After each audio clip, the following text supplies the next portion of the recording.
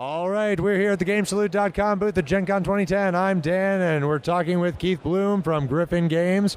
He's going to share this new game with us. Why don't you tell us the name of the game and who designs it? It's Charon Inc. by Manuel Ornella and Fred Brigatani. This is our latest in the Gryphon line. Very excited about this. What you're looking at is an early production copy. This will be leaving the factory in about probably 2 to 3 weeks. Be arriving stateside in about 45 days.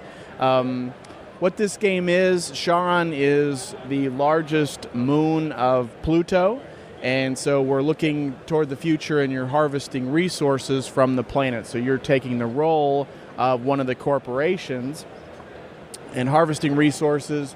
Your goal is to get the most victory points, use those resources to build buildings. This game has, I like the way this game flows in the acquisition mechanics, and one of the things that I really think moves this into a spectrum that I'm really, really excited about is that you as a player have 5 different claim flags or personnel that you're going to place onto the map of the planet. And you see these various resources that come out here. These are like mining locations.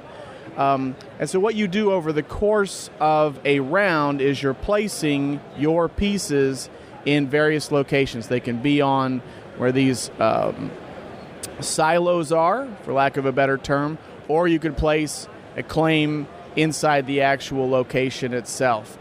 What I think the mechanic that I really like a lot that creates a lot of interaction and gamesmanship is that you're going to leave one of your claims in one of these boxes.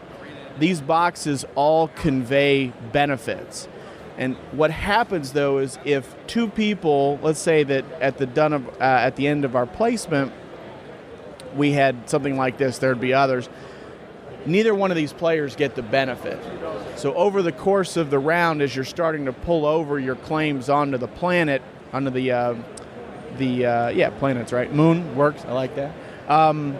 What happens is you're trying to watch what the other guy's doing and say, well, is he going to stay here or is he going over? And am I willing to block him and sacrifice for that? So in watching people play this game, there's a lot of that interaction that's really cool. It's like, well, are you going to take one for the team or not?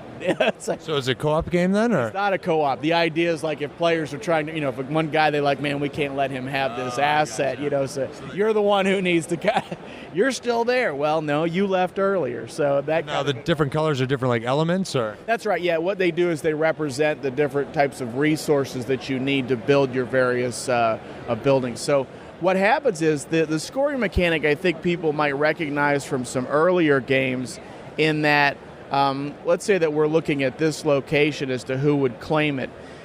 You have a number of flags there, and those each count as 1. However, there's a mechanism for tiebreakers, and that is, the way I look at it is almost a fractional approach. If you look at the number where this flag would have influence, that flag has influence in 4 locations. This one only has influence in 2.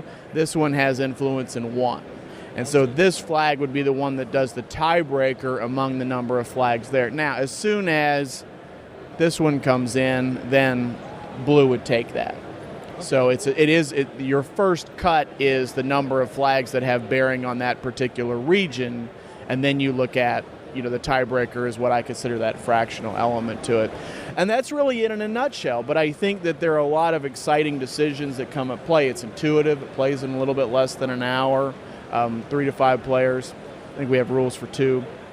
I think it's an attractive board. I think people are really going to like this a lot. I was very pleased with how this came together. And it's just 4 rounds there? That's correct, yes. Okay, great. So each round is maybe 10, 15 minutes, and then you're done with the game. Absolutely. Right. Great. So that's Charon Inc., and that's going to be coming from Gryphon in a couple months. So stay tuned to GameSalute.com for more information on that and other great games. And thanks very much for joining us, Keith. Thank you. Happy to be here.